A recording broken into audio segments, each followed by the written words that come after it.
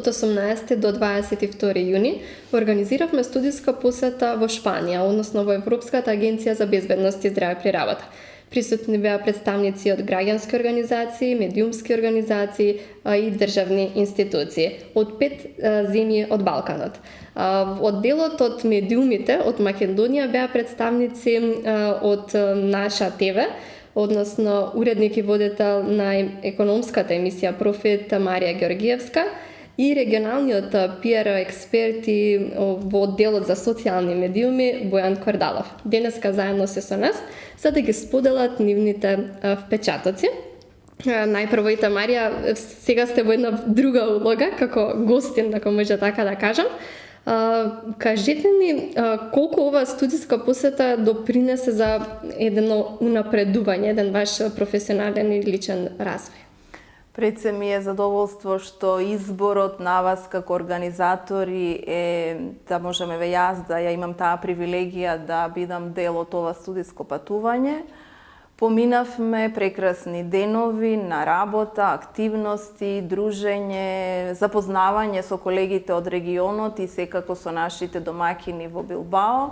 За мене како новинар пред се, како уредник на емисијата Профит, едно непроценливо искуство во кое што преку она што го спознав таму и оние информации кои што ги добив, можам да ветам само еве на моите гледачи на емисијата Профит дека сето тоа ќе го искористам за создавање на теми во емисијата кои што ќе дадат едно повисоко ниво пред се на информирање и бенефит, особено на гледачите, затоа што емисијата е таргетирана не само од сопственици, менаџери на компании, предприемачи, иноватори, широк опфат на гледачи со што ќе можат да добијат информации кои што се однесуваат на оваа проблематика, а ќе се согласите, безбедноста и здравието при работа се клучни фактори и влијаат на работењето, ефикасноста, конкурентноста на нашите компании,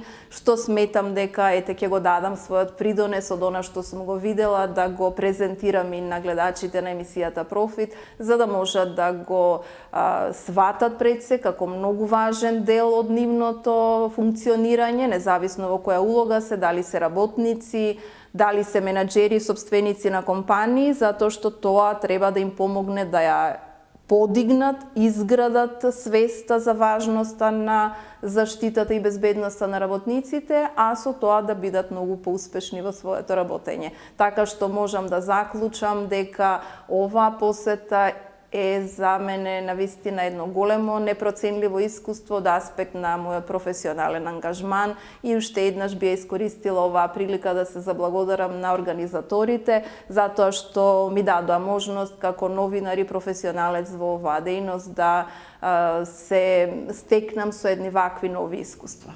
Верувам дека и понатаму ќе ја докажуваме потврдата, односно довербата зашто сте избрани во овој дел. Бојан, на самиот настан, односно на самата студиска посета се говореше и за социјалните медиуми, она што е и ваша специјалност. Би можеле ли да ни пренесете некое искуство кое што таму го осознавте во овој дел? Па да, јас на почетокот би се заблагодарил за одличната можност, за добрата или одличната посета и можноста да размениме искуство во Европската агенција, а не само за социјалните медиуми, туку и за текот на кампањите кои што се прават во делот на безбедноста и здравието при работа. Бе едни од главните теми кои што таму ги разгледувавме. Можевме да слушнеме повеќе како самата агенција функционира, односно колкава е важноста од постојано информирање на граѓаните на земјите членки на ЕУ за безбедноста и здравието при работа, не само на еден теоретски, туку пред се еден практичен начин, зошто е важно сите да бидеме безбедни и да се грижиме за нашето здравје, односно и работодавачите и работниците, ова да го разберат како влог, кој што е и за самите работници, но и за самите бизнеси и компании кои што градат целокупната сфера во овој дел. Можевме да слушнеме зошто е важно секогаш да се прави баланс помеѓу опасностите, информирање за опасностите кои што може да се случат доколку не внимаваме и не ги запазуваме критериумите за безбедност и здраве при работа, но во исто време и за превентивната улога која што треба секој субјект да ја прави. Имавме одлична можност да ги представиме и балканските искуства, односно сето на кое што МЗЗПР и балканската мрежа Балканош го прави во регионот, во земјите, ИПА земјите Македонија, Албанија, Косово, Црна Гора и Србија. И навистина е нешто кое што најдена многу добар одзив и по кој знае кој пат пофалба заради тоа што нашиот регион, регионот на Балканот, навистина многу се труди и ги следи рамо до рамо или е во тренд со тие европски искуства. И сега доаѓаме до социјалните медиуми. Дефинитивно Европската агенција, како и останатите европски тела или западно ориентирани организации, го следи трендот, односно е присутна и онаму каде што присутна публиката. Тоа во последните 10 години е онлайн присуството, особено на социјалните медиуми. Можевме да слушнеме за начинот на кој што тие функционираат на Facebook, на Twitter, на Instagram, на Pinterest, на YouTube и така натаму, да размениме искуства зошто е тоа важно и како да се дојде до вистинската публика, затоа што нели пред се е од интерес добрата информираност и превентива, како што кажа претходно. Се на се, ова е време во кое што новој тип на комуникации, и дигитални и традиционални, се посветува многу внимание, заради тоа што граѓаните повеќе од било кога се партнери и се рамо до рамо со секоја институција во градењето на политиките и во подигнувањето на свеста, особено во овој важен дел безбедност и здраве при работа. Во секој случај тука е присутен еден традиционален медиум, телевизијата. Имавте можност да разменувате искуства и со другите зини учеснички на самиот проект, односно другите медиуми. Колку тие имаат можеби и они проблем во приближување на безбедноста и здравеото при работа до нели она таргет група? Нели најчесто ние како здружение се соочуваме со проблемот, новинарите секогаш објавуваат кога ќе се случи некоја несреќа, а нешто помалку околу превентивата. Дали можеби и во Балканот генерално е така?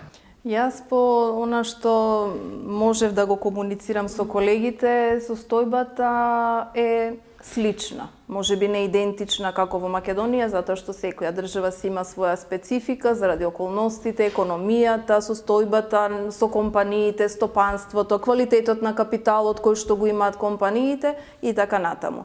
Интересно е можеби што во комуникацијата со домакините, односно со представниците од агенцијата, го комуницирав и нивните едноставно информации кои што ми ги дадоа, можеби малку ми остана како предмет за анализа. Состојбата со презентирање или пренесување на информации поврзани со пренесување на оваа состојба, случување на незгоди во медиумите и така натаму, можам да забележам дека се гледа од иста перспектива кога треба да се пренесе во јавност. Пак на моето прашање до представникот од агенцијата дали често се случува да имате прилози во медиумите поврзани со некои незгоди или повреди и каков е пристапот на медиумите, неговиот одговор беше: знаете, медиумите или новинарите го пренесуваат тоа само доколку има некоја атрактивност во пренесувањето на информациите, што можам да забележаме речиси слично и со она што е кај нас. Доколку се случи нешто што ќе привлече внимание во јавноста од оваа позиција гледано, тогаш се пренесува. Ми се чини дека кај сите нас недостига нешто што е продлабочено, што е во насока на подигање на свеста, можеби превентивно.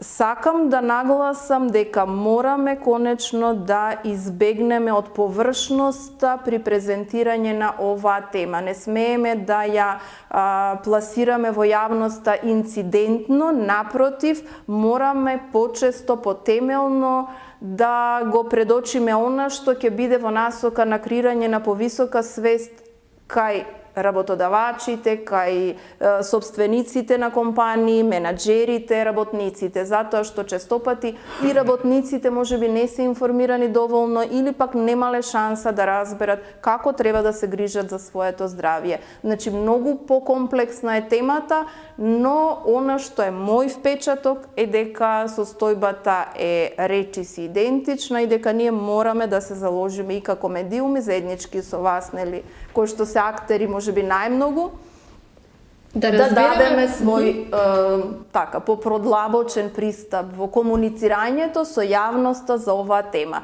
Јас сум среќна што вашата свест како здружение е можеби издигната дотаму што вие континуирано комуницирате со медиумите. Јас тоа од лично искуство можам да го потврдам и што еве уште една потврда за мојот став е фактот што одбравте и вклучивте еден новинар на специјализирана економска емисија да биде дел од едно вакво студиско патување кое што ќе може да помогне на него да добие нови информации и да ја продлабочи темата и сознанијата за неа во презентирањето на своите теми и во нивната обработка за своите гледачи. Така сметаме, како што кажавте, дека токму соработката со медиумите не носи до напредување на безбедност и здравје или зголемување на свеста. Всушност да разбереме дека не станува збор само за бројки, туку станува збор за човечки животи. И не смееме да го кажуваме само она кога ќе се случи немилиот настан, туку да работиме претходно за да тој не се случи. И тука е можеби најголемата